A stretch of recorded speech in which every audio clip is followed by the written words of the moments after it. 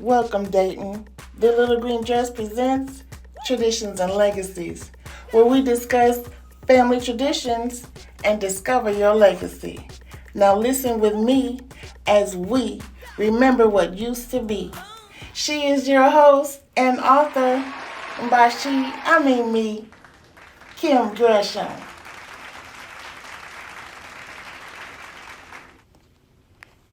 Hi, and welcome to the Little Green Dress Presents Traditions and Legacies. I am your host, Kim Gresham. Today, I have one of my greatest friends to come in and talk to me, Miss Deborah Hassell. And last 2 years ago, when I filmed her, she was on my show the first season, and something happened, and I couldn't recover the video. So I had to have her back on because she's one of my favorite people. So come on out, Miss Deborah Hassell. Hey, sweetie. Hey, darling. How are you? Good to see you. I'm so happy to see you. All right. So let's tell everybody how we know each other. Well, I am co-owner of the Dayton Urban Ballroom Group, Yay. and we have classes at urban ballroom classes at Northwest Recreation Center, 1600 Princeton Drive on Tuesdays. On Tuesday. And you came in a couple of years ago, so bubbly, so bright, so high energy. It was just wonderful, wonderful. Good dancer. So that's how we met. That's how we met. And I have not been dancing in a while. And I let me know. tell you that I watch you guys. I see everything that you're doing. And every time I see you, my heart just drops because I know I'm supposed to be there. And You'll get back there. Yes, I will. I'm definitely coming back because I miss it as a form of exercise. Yeah. And it's just Great good- socializing. Yes, great socializing. For grown people. Grown people stuff. Yeah, grown folk stuff. People stuff. And I Yeah. like grown people stuff. Yeah. So yeah, we had a good time. We had good times. I love being there. Okay, so tell me a little bit about your family traditions. Well, it's interesting because when you ask that question, I'm thinking family traditions like, family reunions and Sunday dinners every Sunday. And my family, originally from Bronx, New York, Oh wow! but now, starting with my generation, we kind of scattered. And so we're, Ohio, Mexico, Just all over. all over Atlanta. We're all over the place. So we don't have those gatherings. So I had to really think about it. And I thought, well, the one thing that stands out is that was so prominent in my life was how my mother and her sisters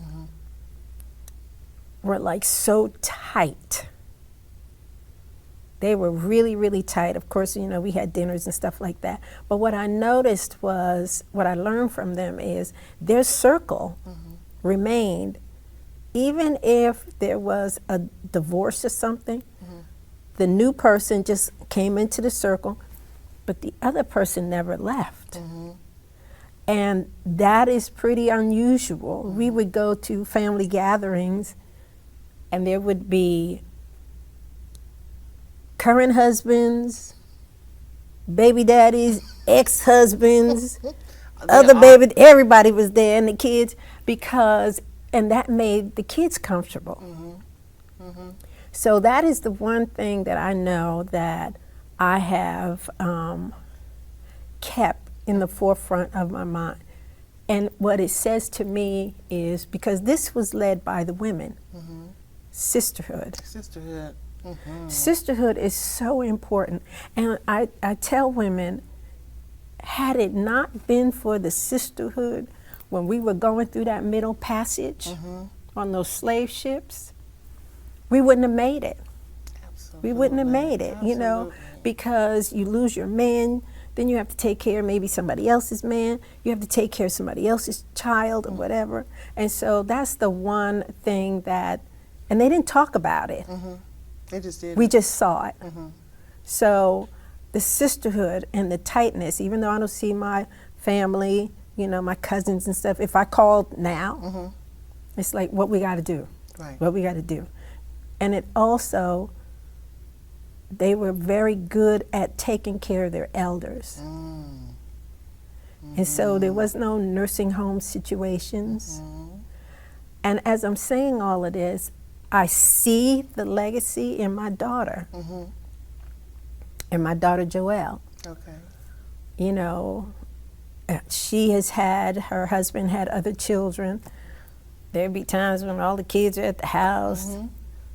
Mother's Day, one of the other women would cook and they'd all go over. So it's just something that she is comfortable with.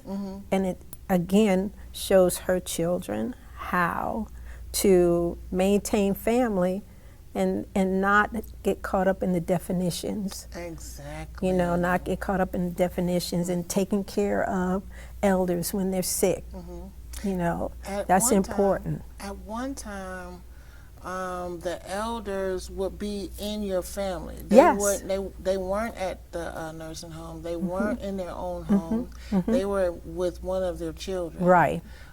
Because that's what we did. We took care of our elders at the time. At that time, you know. Absolutely. But that's one of the reasons why I do this, is because it's like we get away from those Yeah. things, and it's like, it's almost like, oh, my grandmama can't stay with me, or I'm not living with my grandma. Like that's a bad thing. But when actuality, it's a great thing, especially for the children, because they have one-on-one with that grandmother or with that great grandmother. You know, I was talking to, when I was probably one of my first or second shows, was Mama Nazebo. Oh, yeah. And how she talked about sharing, and she talked about the same thing about elders, and how they don't kick their children out at 18. You know, we have this mentality, they gotta go, they gotta go. And she was saying that they never do that in Africa. They never they stay as long as they can until they can, you know, move out on their own. So, and that's a really good support system if you think about it. It is. You know, It is.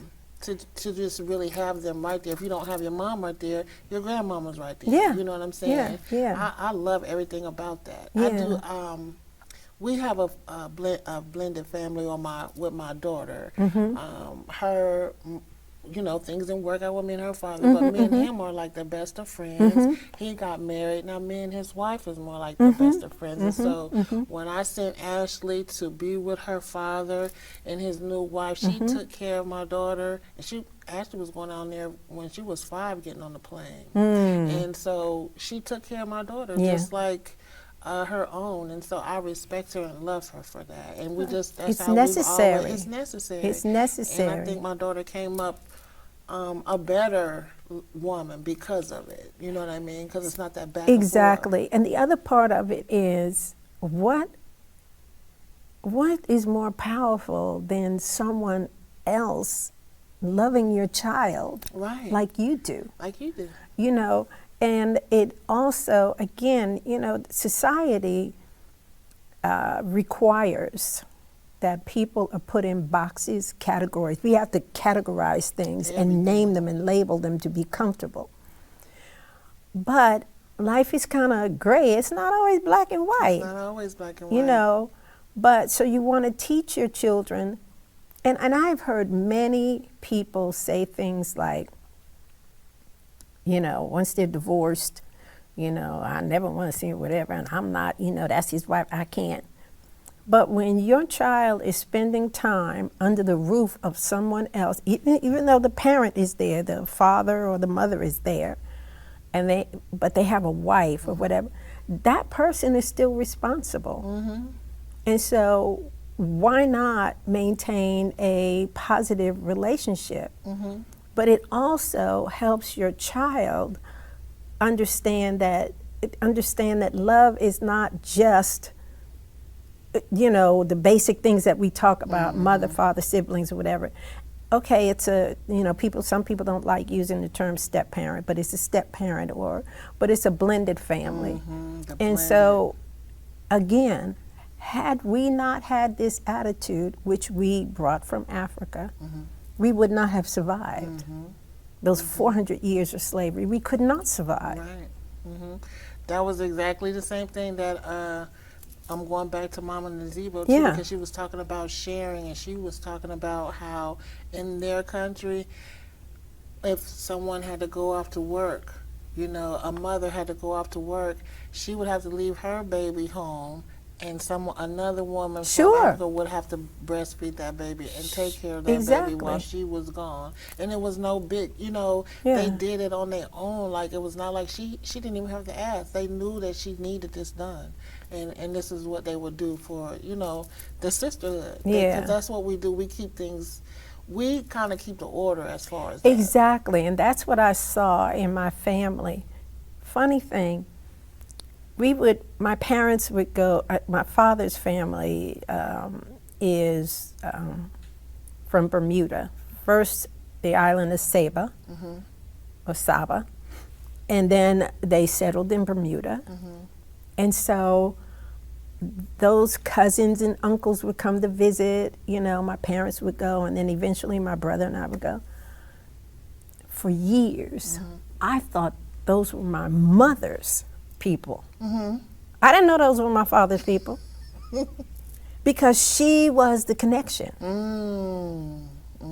She was the connection. And so oftentimes, and I think it's unfortunate, you know, a lot of times people talk about this, you know, the current generation. It's so different. But they did not morph out of nowhere. Right. This is my opinion, of course, but in my opinion, my generation, the baby boomers, we did some good things, but we dropped the ball in a lot of places. We really did, in terms of we had to go to work, which is fine. My mother worked, you know, she wasn't, you know, she worked, so working women wasn't a big deal. A lot of women in the neighborhood worked. But somewhere we decided that we didn't really need family as much. But the other part is we were kind of set up, because if my mother was working, and then I become an adult and I have kids, and then I go to work, my mother can't keep the kids because she works. Right. So there was somewhat of a breakdown. Now, those things were necessary, but it's the attitude behind it. I think we didn't realize how much we were losing when we put our kids in daycare, because there were other people that could take care of your kids. Like, we had a resident babysitter. So I didn't have to put her in daycare. And so she was like a grandmother. She took care of everybody's kids. I lived in a co-op development, so she took care of everybody's babies. But even though those things were necessary, I don't think we considered Excuse me. the ramifications of what would happen. And so when you don't have the elder taking care of the kids, we have to go to work because we had to go to work. Our children are now in the hands of other people. Right. And we get further and further and further away from that family nucleus, that dynamic. Then it turns, and then of course each generation has different attitudes about raising children. Right. So then it turns into, and we don't grow up in the neighborhoods. Our kids don't grow up in the same neighborhood. So this person can't talk to my child because I don't know her, you know. And the previous generation, you know, like we doing stuff different. So then you have all these attitudes. And I think we just didn't understand the ramifications. But it seems like young people kind of get it. Some young people are starting to get it, you know, in that they're trying to do things, you know, and I mean, it may seem frivolous and on the fringes, but natural food, spirituality. Oh, yes. They're understanding and looking at us saying, y'all did all of that, but you're not happy. Right. So they changing things, and things are changing. Some of it is good, some not so much. Not so much. You know, because like vegans and, you know, natural foods and things like that, that goes back to gardening and back in the day when your parents used to plant everything. So they didn't have those diseases and things like that because they didn't have the pesticides in the food because it went from their farm to the plate. Right.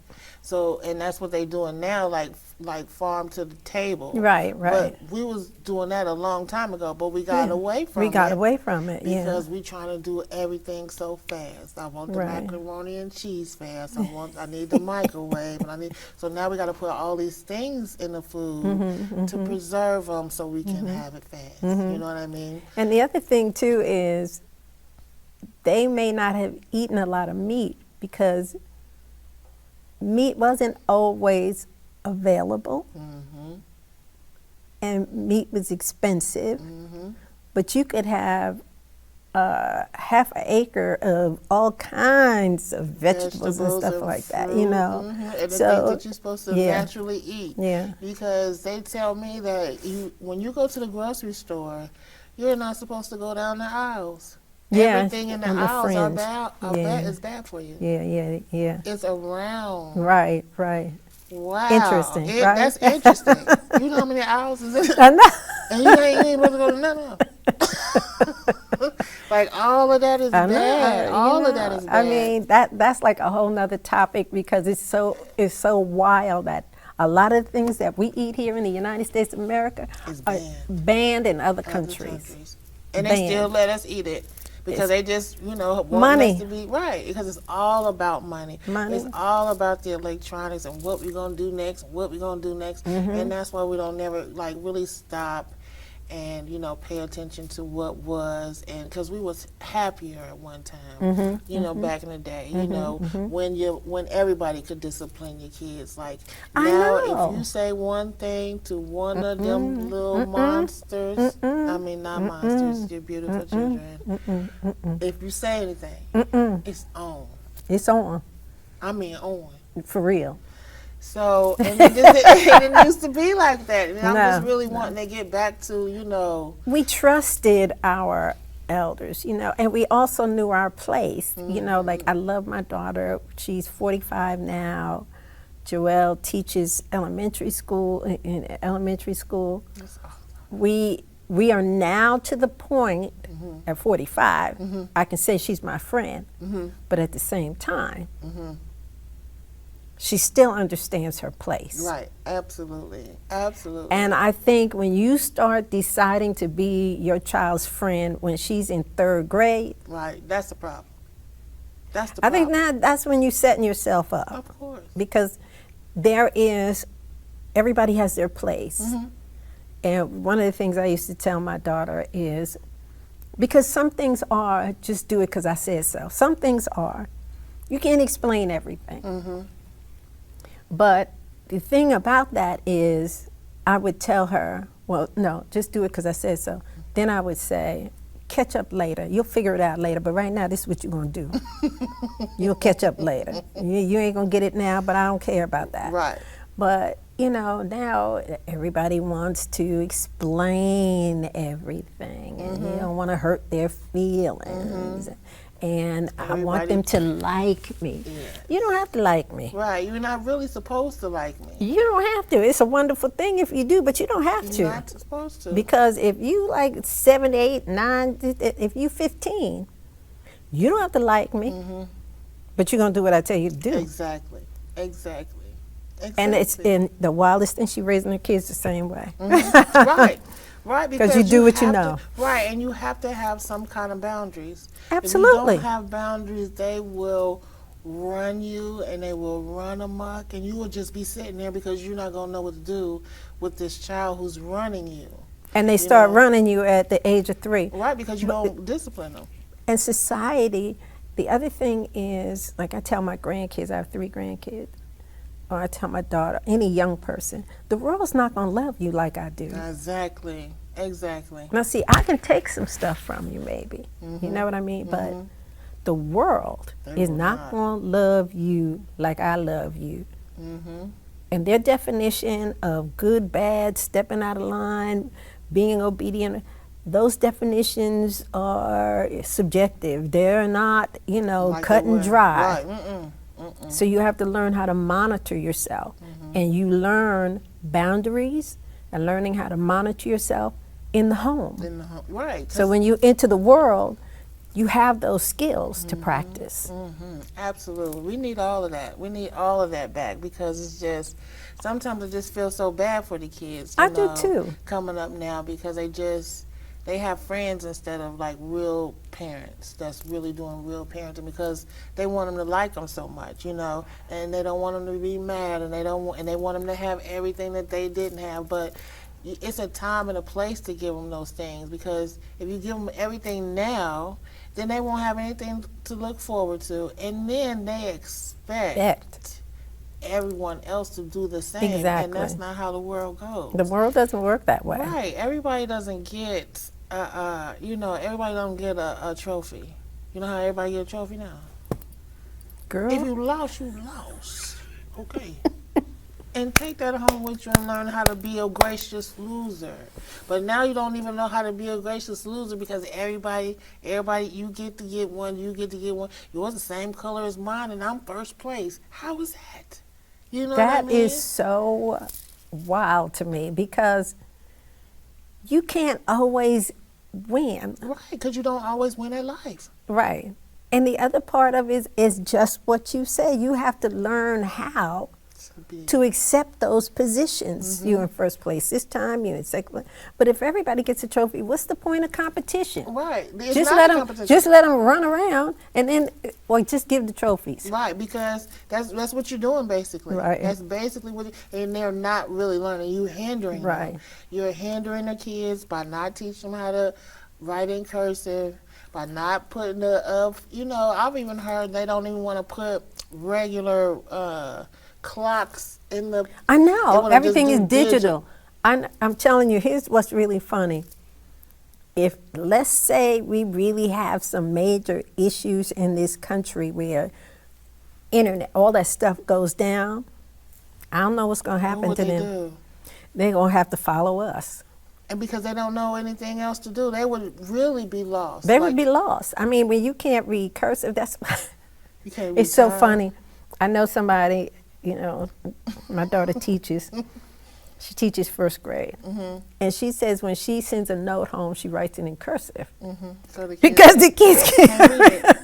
That's terrible. That is terrible. We could do a whole thing I and know. just write it in cursive and they would just be sitting and looking like, what is that? That's crazy to me. How do we lose that? I don't know. I don't know. I mean, that's a whole nother, the whole educational system is just, it's just, needs to be because revamped. I don't get it. And I guess this is the other part for me being a senior, is now understanding clearly as you talk about traditions, these traditions fade away. It just is what it is. It happens that way. Each generation finds its own way to function, Exactly. carrying some things from the past. And so for me, I am flabbergasted that you can't sign your name. You know what I even mean? sign I your don't name. understand. But that's just how this world is because most things are going to be electronic and there will be no signature. Exactly. The fact that you received it and your IP address said you received it, Wow. or you just put an X X there. and you send it back, it's sufficient. So for my generation, it's just accepting that things change and we can't be so critical. Right. But Because again, some of the change is good. I mean, it just is what it is. You have to move with the times. You have to move with the time. You have to move with the times. And so, again, if something happens, hopefully we'll be around where we can read stuff to them. Because we're going to have to come back and help them because they are not going to get it. They will not get it. It's just so funny. I don't know why I don't know. It's just weird. But I get why some things are changing. I really do. I do. And that's exactly why I always say that I started this because it's good to pull some. Don't leave everything behind. You know what I'm saying? The baby with the bathwater. You know what I'm saying? Yeah. Bring that cast iron skillet with you because yeah. it's so much in that skillet. There's so much seasoning in that skillet. Don't throw I that use skillet- cast You know iron. what I'm saying? Don't throw that skillet away. You need that. So let me ask you this, the legacy question. If you were to leave this earth, did I ask you? No, not yet. Okay. If you were to leave this earth today, what legacy would you leave?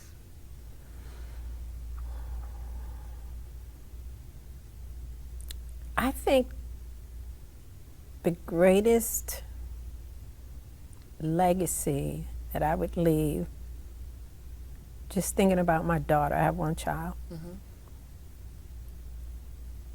I have taught her how to manage herself, to manage her emotions, to be able to read the room, to be able to learn lessons from her experiences. That. And the other thing is, as I get older, I wasn't always like this, but I evolved.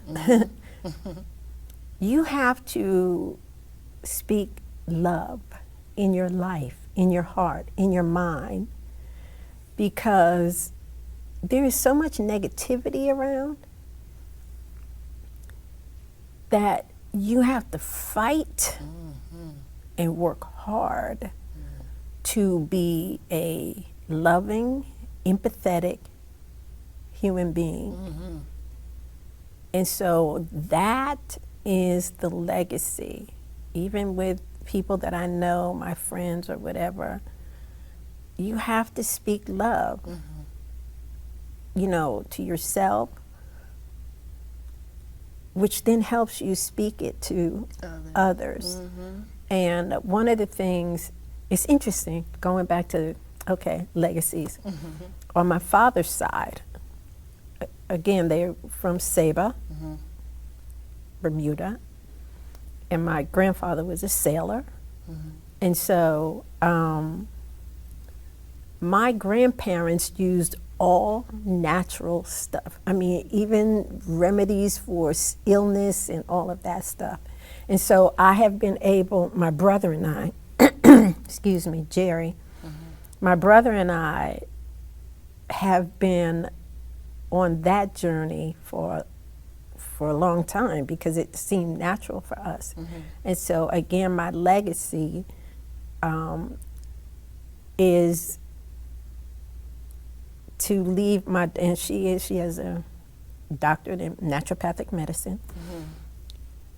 Those things, it's about caring and loving yourself through what you eat, what you do, what you think, how you handle your emotions, how you handle your friendships, how you handle your family. So important. Those things are important. I mean, we have to vibrate high. You know, Exactly. and so if that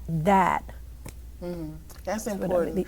I am very, I try to stay positive as much as possible all the time. You know, when I do get down, I only try to, you know, I take in what's happening to me, but I have to make sure that I react in a way that, you know, is going to help me, because if I react in a negative way, then that's not going to help me, because I will keep going into that hole. Exactly. And I don't want to do that. I want to hand it over to Jesus, actually. Whatever it is, especially if I can't handle it. Sometimes, a lot of times when I can't handle it, I'm just like, Lord, I want to give it to him, because I know that I can't do it, and I want to watch him do it for me. So, speaking positive, you know, meditating, always, you know, lifting myself, because ain't nobody else gonna do it.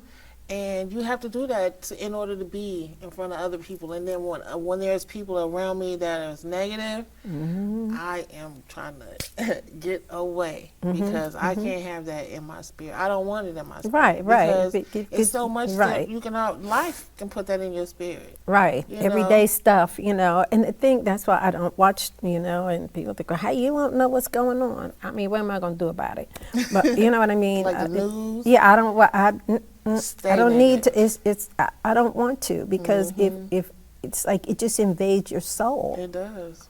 And one of the things that I think about all the time, that I live by, just like they tell you when you get on a plane, put your mask on first. Yep. Put your mask on first, because if I'm not okay, I can't be okay for nobody else. Absolutely. Absolutely. You know, I don't want to be a burden in terms of emotional. I mean, you always need somebody, and I have 2 people in my life where I go to them if I really need to talk something out. But I also know, great lesson I learned years ago. You know, something happened in your life, you call somebody, right? I remember one time, you know, I need to talk to someone. I called about 5 people, nobody answered. Nobody answered. You know what? Because that was God saying, Why are you calling them people? Hello? Hello? Don't call them. And that is what I live by now. When I just go internal and I just deal. And then I may want to talk about it later. But mainly it's like I need to go here so that I can learn the real lesson. Right. Because a lot of times I'm learning or have learned that when you tell everybody, then that allows for people to give their opinion about what it is that you got going on. And a lot of times I don't really want to hear that because you have to be careful who you hearing things from. You can't just take everybody's advice. You can't just take what everybody say, because everybody ain't your friend, and everybody don't mean good by you. You know what I'm saying? So that's why I'll internalize it and I'll go to the Lord with it, and I'm gonna tell you after it happens, when I can tell you when He moves. So it's almost like, well, it is a testimony. Because you don't even know about it. You don't know that I'm going through it until I tell you afterwards and how He moved. Because you're not going to be able to help me. And the other part is, you don't know what people are going through. Right. And a lot of times they speak out of their own pain. Or the advice that they're giving you, they don't even live by it. You know, so, and I understand. I mean, that's the frailty of us as humans. I mean, and it's not it's, you know, people are going through what they're going through, but at the same time, I'm just very protective of myself. Exactly. That I just need to process it, because in every experience, I don't care what experience I go through in life, the first person I look at is me. What am I supposed to learn from this? Is this person a trigger? Is this person a trigger? Or do we really have issues? Right. And oftentimes they're a trigger. So your response is not even to the actual situation. It's what happened like 15 years ago, and they done scratched the itch. Right. You know what I mean? And so now you... ready to buck up. Yeah. You know, I mean, we learn so much about everything. But often we don't take enough time to learn ourselves. Absolutely. And that to me is that's the gift. And the most important lesson. That's the gift I give people. I'm not going to throw up all over you with my emotions and my angst and my anger. That's not my job. It's not fair. Absolutely. So I need to know Debbie. I need to know Debbie. I need to know Debbie so that, like you say, buck up. And the person's like, well, what happened? I just said, I don't know what happened. They don't even understand. Right. It happens all the time. I know. Did you ever see that movie Crash?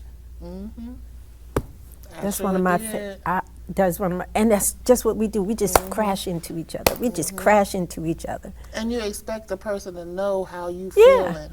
And you don't even know. And you don't even know how you feel. But you want this person to know how you feel. That was a really good movie. I remember watching that. That's a really, really good movie. It was a hard movie to watch, but then it was like, wow, this is deep. It was. Terrence, that was deep. Him.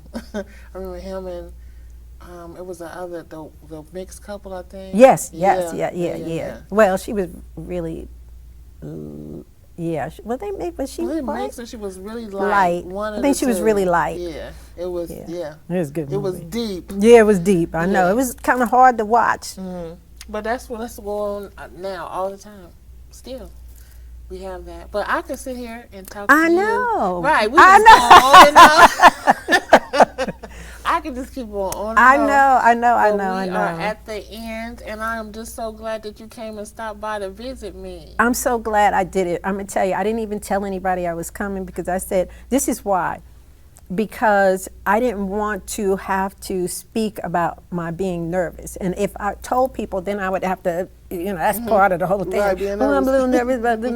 I didn't want that in my head. Right, because we just talked about speaking things into, into your life. And so if you keep saying, I'm nervous, I'm nervous, I'm Exactly. nervous, when you come in here, you're going to be nervous. So you don't speak those things to yourself. We're going to have a good time. That's why when I talk to you, I say, we just sitting and talking. And that's what we're doing. And we I can know, just keep I going forgot, on and on. yeah. We taping, and we just sitting and talking, you know what I Right, mean? right. So it just go by really fast. But I'm so glad you came by. Give me a Yes, hug. thank you. Give I'm me a so hug. glad you Thank asked. so much. I I appreciate it too. And I am coming back to dance. This is the best dance teacher yes, ever. yes. You got to make sure you come down to, I don't think I'm supposed to do that, but Princeton. She'll be at Princeton teaching ballroom and you just do ballroom. Urban Okay. ballroom on Tuesdays. Urban ballroom at Princeton. 6 All o'clock. right. Thank you so All much. right. See you later. It's Bye. been a pleasure. All right. That's Thank it. you. That's it.